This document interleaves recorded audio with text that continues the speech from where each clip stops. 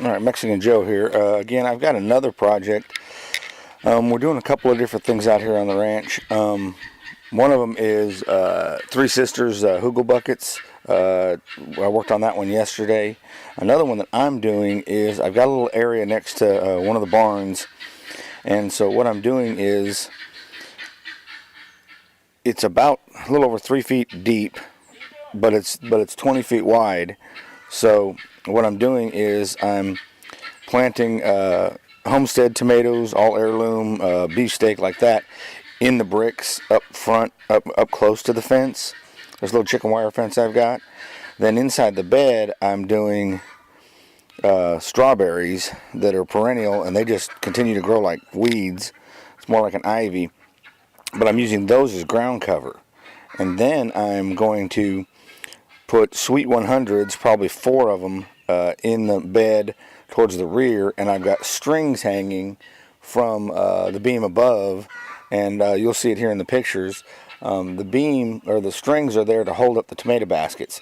A sweet 100 is like a cherry tomato, but what it does is it grows about 4 and 5 feet tall and 4 feet wide. Each plant does. And if you keep them watered really well and you keep them in a very sunny location, then you can get probably better than a quart of cherry tomatoes, probably 2 quarts or more, twice a day. When I did them here last year, I was getting a couple of quarts in the morning, and then I'd water them, and then in the afternoon I'd come in, and when I go out there to water them again, I'd get another couple quarts. The faster you pick them, the faster they grow. So we're going to try this out. It's a filtered sun area. It's got sun in the peak of the day, but yet it doesn't burn them up. So I'm not sure this is actually going to be a good enough area for these tomatoes, but we're going to try it out. My chicken wire fence is up to keep my chickens out, because my chickens get in there and just tear my plants up.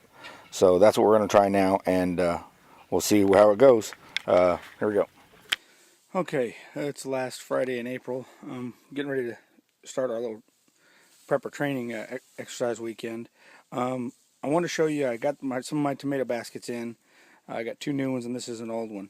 This is the most shaded Sweet 100 right there. And I was going to show you how I tie the strings up. See, these strings just go up to the rafters. And the whole idea is just to keep the basket from tipping over and from going all kinds of different crazy directions. This plant is going to be out of that basket by about at least 2 feet. It may be up to the window. And if you look in here, see if I can catch it. I got tomato plants and some of the, those are beefsteak tomatoes and stuff like that. Looks like I got a red beefsteak down here. Still got a little strawberry in the bricks there. Making sure I'm trying to keep these strawberries watered in here as well as the tomatoes, because that will make the strawberries really take off. Let me go this way and you can see these two much better. There's my Sweet 100 there. Again, I've just got the string is not really tight. It is just, you can see it's got a little bit of give. It's just so that as this plant starts to grow, the basket can't move too much, because the weight of the tomatoes are gonna, or the plant as a whole, are gonna really start to wear on that basket, and they'll break them. I'm more worried about keeping the baskets leaning back than forward. Here's another one. And you can see the strawberries are doing awesome over here. I've already got some flowers right there. Some more tomatoes up front. A little bit of pepper over there in the corner. That's jalapenos. So I got a little weeding to do in here, but the goal is next year I won't have to do any weeding. So just a little backup view here. Again, these there's the baskets with the small tomatoes in there. You can see where the basket ends, and that window right there is probably just a little over 5 feet, probably about 5'4", and that's probably about as high as the plants are going to get. Now what's nice is, if you notice, there's a string hanging here, there's another one there, there's another one there, and so on and so forth.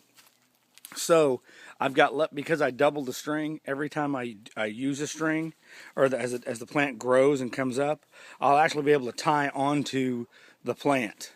I'll use some kind of a zip tie and just kind of grab it around the trunk as it grows up, and I'll be able to tie that string and loop it through multiple little twist ties or zip ties to keep it up and keep it elevated so it continues to do its thing. Well, there we go. A little tomato plant. So that's that. Okay, so that's this phase of my tomatoes. Okay, here's a little video clip. I'm showing you some of the tomatoes that we've got going on. I've got a small tomato plant right here. My strawberries are starting to take off. We got a bunch of rain. These are the Sweet 100s, and they are growing. And I think I mentioned that they are going to get up to that window. You can see they're already well out of the basket. There's more tomato. See the strawberry down there? Another tomato right there. And what I've done here is I've just taken zip ties and zip tied them to help support them. They started laying over. They're Sweet 100s again. They're doing their thing. They're continuing to grow. Strawberries. I've been pulling a couple of strawberries out of here, so we're doing okay there. More tomatoes.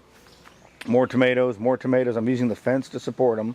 You can see the tomatoes are doing really well. There's a Sweet 100. These tomatoes here, these are beefsteak tomatoes, these ones on the fence. So you can see that they're doing really well. And again, see if I can focus in there.